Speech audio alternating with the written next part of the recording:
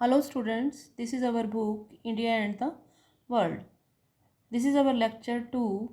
Today we will continue chapter 1 Tracing Changes Through a Thousand Years. Page number 4. ये ऊपर हमारे पास map दिया हुआ है इंडिया AD 800 से 1200 के बीच का रीजनल पावर्स का, ये आप रीड कर सकते हैं. Now we will start new changes. This was also a period of great mobility. Mobility means change.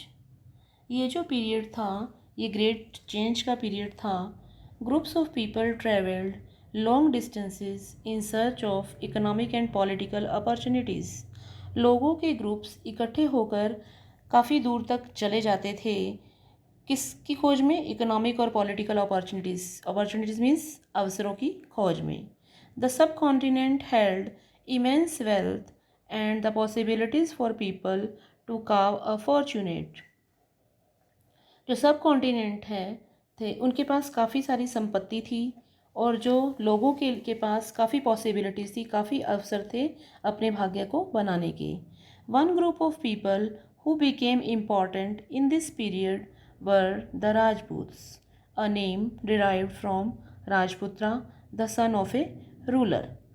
इनमें से एक ग्रुप था पीपल का जो बहुत इम्पॉर्टेंट हुआ इस पीरियड में, जिसको राजपूत के नाम से जाना जाता है.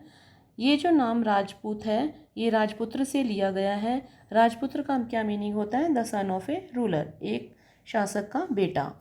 Other groups of people such as Marathas, Sikhs, Jats, Ahoms and Kayasthas, a caste of scribes and secretaries also used the opportunities of the age to become politically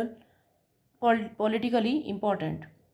जो अदर ग्रुप्स ऑफ पीपल थे जैसे कि मराठा, सिख, जाट, अहम्स, उन्होंने भी इन अपॉर्चुनिटीज़ को यूज़ किया, इन अपॉर्चुनिटीज़ का फ़ायदा उठाया पॉलिटिकली इम्पोर्टेंट बनने के लिए.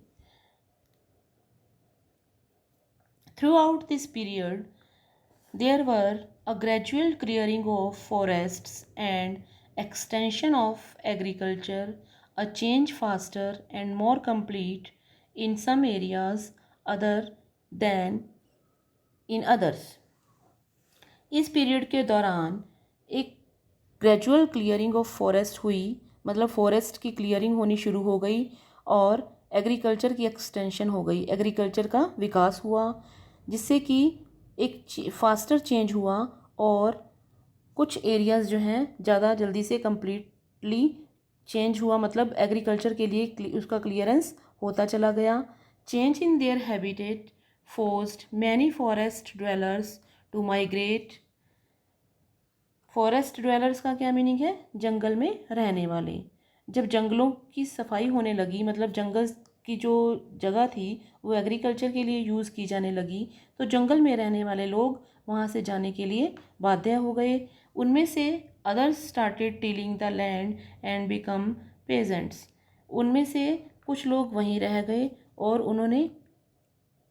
उन्होंने खेती करनी शुरू कर दी और वो किसान बन गए. पेजेंट्स का क्या मीनिंग होता है? किसान. Number 3, as society became more differentiated, people were grouped into jatis or subcastes and ranked on the basis of their backgrounds and their occupations.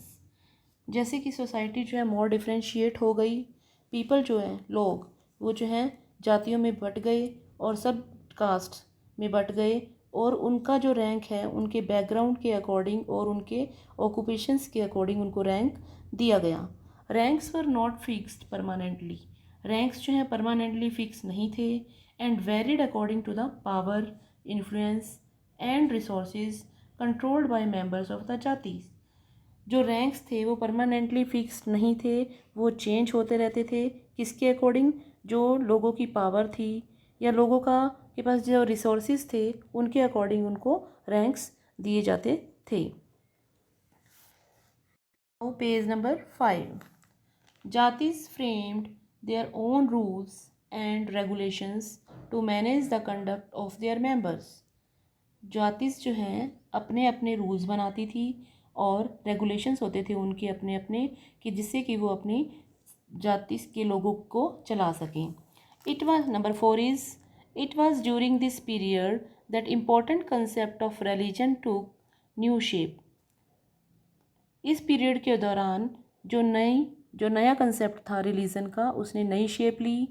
People started worshipping new deities. Deities means देवी देवता। जो लोग थे उन्होंने नई देवी देवता की पूजा करनी स्टार्ट कर दी। The construction of temples by royalty. Royalty means head of state, यानी कि जो लोग ज़्यादा अमीर होते थे।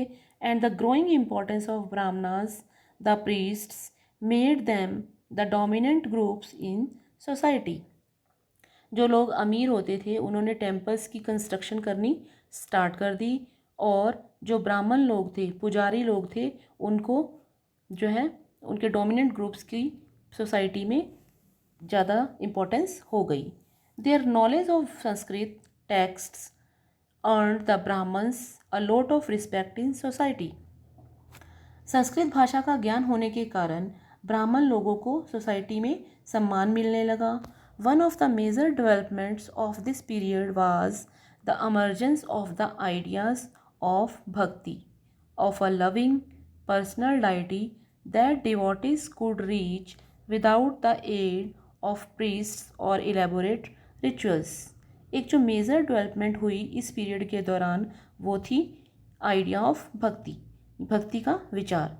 भक्ति का विचार ऑफ ए लविंग, मतलब क्या है इसका, एक लविंग मतलब उनमें आपस में जो प्यार था उसका विकास हुआ, जिससे कि लोग जो है उन्होंने किसी पुजारी को भी वो इम्पोर्टेंस नहीं दी, उनमें आपस में जो प्यार है उसका विकास हुआ। Number 5 is this was also the period when new religions appeared in the sub continent. ये जो पीरियड था इसमें नए नए धर्मों का अपीयरेंस हुई। Merchants and migrants were the first who brought the teachings of the holy Quran to India in the 7th century. जो लोग व्यापारी थे और जो एक स्थान से दूसरे स्थान पर घूमते थे वही थे जो होली कुरान को इंडिया में फर्स्ट टाइम लाए थे 7th सेंचुरी में। Muslim regard the Quran as their holy book and accept the sovereignty of one God, Allah, whose love, mercy, and bounty embrace all those who believe in Him without regard to social background। मुस्लिम जो लोग थे वो कुरान को अपनी पवित्र पुस्तक मानते थे और ये मानते थे कि भगवान एक ही है, उनका भगवान जो है अल्लाह था, अल्लाह ही है, और वो लोग आपस में मिलजुल कर रहते थे विदाउट एनी सोशल बैकग्राउंड को ध्यान में रखते हुए। दिस पीरियड सा the appearance of new technologies like the Persian and spinning wheel, fire arms etcetera. ये जो समय था, ये जो पीरियड था, इसमें नई नई टेक्नोलॉजीज़ का विकास हुआ, जैसे कि पहिए का आविष्कार हुआ, आग का आविष्कार हुआ etcetera. Now next we will read in next lecture.